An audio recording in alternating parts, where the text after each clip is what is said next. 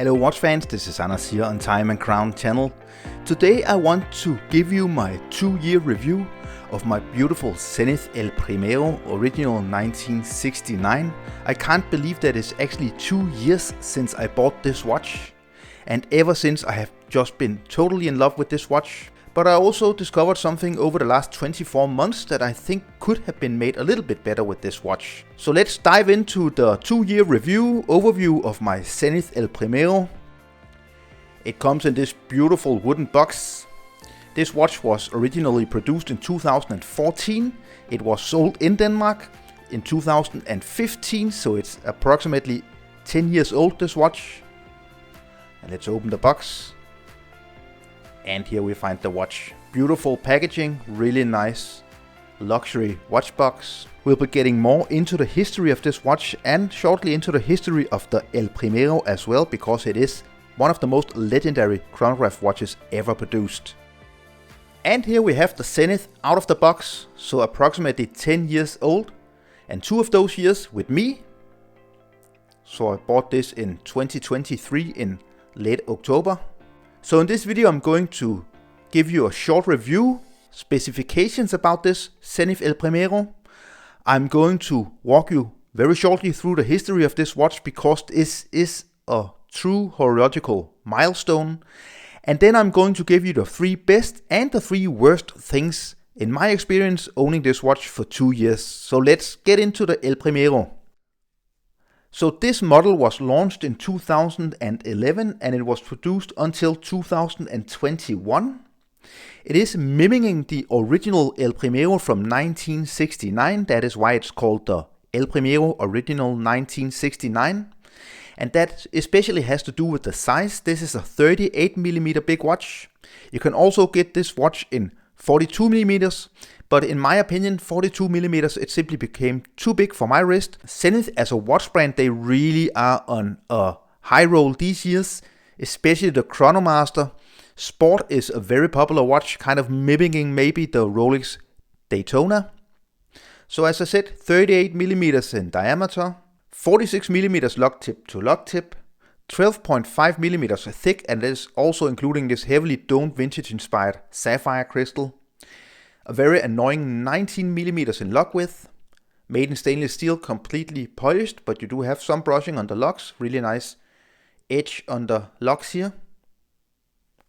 Turning the watch over, and that is why it's called the El Primero, because of the El Primero movement. This was, in many regards, the very first automatic chronograph movement ever produced. And Zenith, they did get into a competition with a few other watch brands in the late 1960s. The El Primero was the very first automatic chronograph movement which was commercialized, but wasn't it Seiko who actually was the first watch brand to produce an automatic chronograph movement? This movement is so good that Rolex for several years actually modified El Primero movements for the Rolex Daytona before they started to produce their own automatic chronograph movement. So the design is very legendary with these 3 sub-dials for the chronograph. You got a 30-minute counter, you got the running seconds, and above 6 o'clock you do get the 12-hour counter. These are actually something that goes through the Zenith design with a lot of the chronograph watches. So the light one, this one is called the Ethereal Fleeting of Time. The dark gray is called the Nature of Time. And the blue is called Middle Ground. They symbolize different phases of time and the phases of life. As you also see on the dial here, it is a high beat movement, which is a trademark for the El Primero movement with 36,000 vibrations per hour. You get a date window at 4 or 5 o'clock here, between 4 and 5 o'clock. I really do like the silver dial. I like the sport look. And it is a real sports watch because it has great lume and it has 100 meters of water resistance. So let's turn over the watch here to see the El Primero movement again. The movement is of course the highlight of this watch. This movement is the El Primero 400, which was introduced in 2009. It has 278 components, and as I said before, it is a 5 Hz movement beating at 36,000 vibrations per hour. It has a power reserve of approximately 50 hours. You see beautiful finishing, perlage, on the bridges, blued screws, and Geneva striping on this partly skeletonized rotor. And on my 17 centimeter wrist circumference, you can see the 38 millimeters. It is almost perfect in size. I'm going to touch upon the size of this watch just a little bit later with the pluses and the minuses. I am wearing it on a deluxe blue leather strap, kind of distressed leather strap. I think it really fits this watch beautifully with the coloring, the blue colors.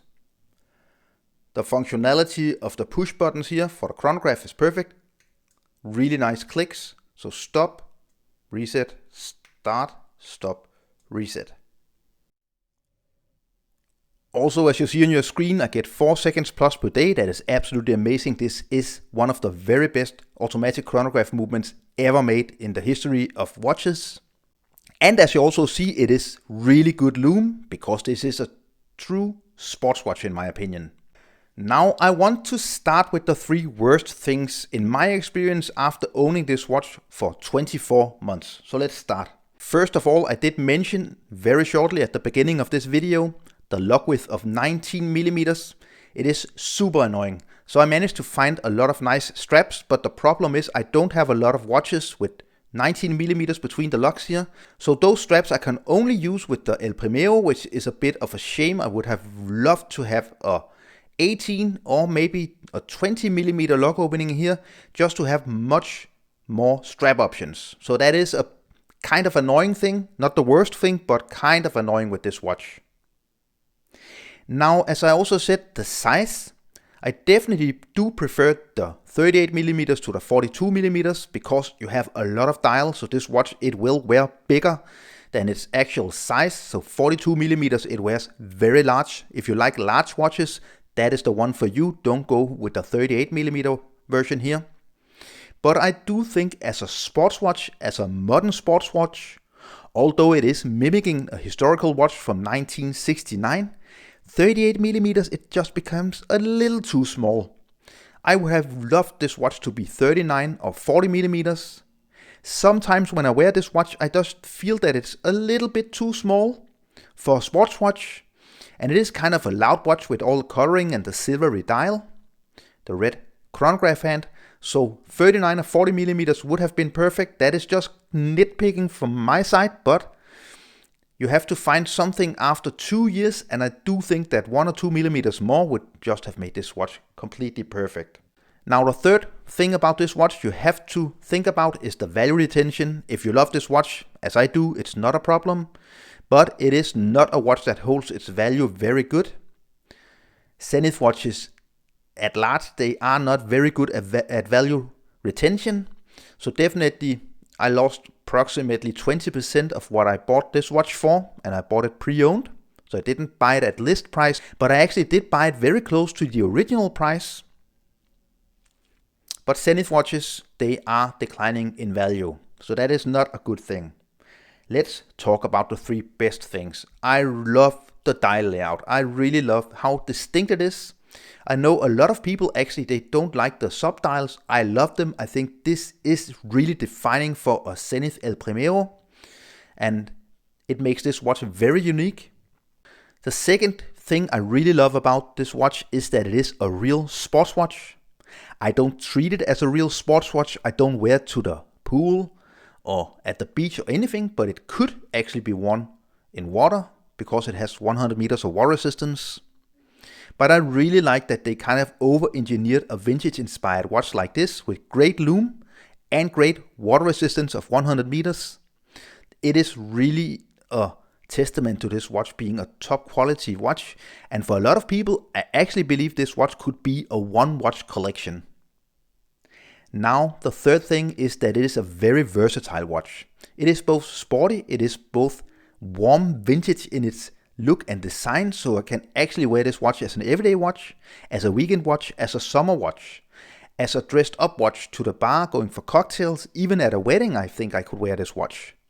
And that has to do with, although it has a very annoying lock width, as I mentioned, of 19 millimeters, it is a true strap monster. So I wear it on this blue strap right now. This is the original strap. It is very worn, but you can see it really just dresses up the watch, makes it look much more vintage.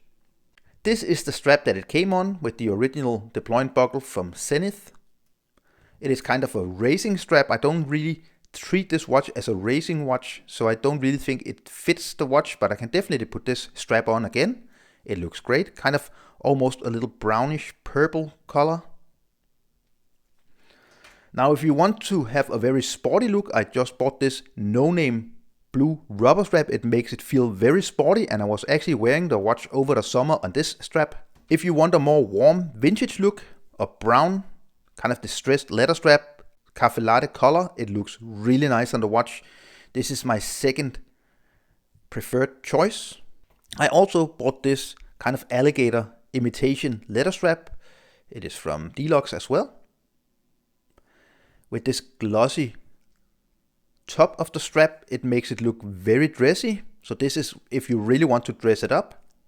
And then a strap that is a little more kind of turquoise in its color if you want a more fresh look.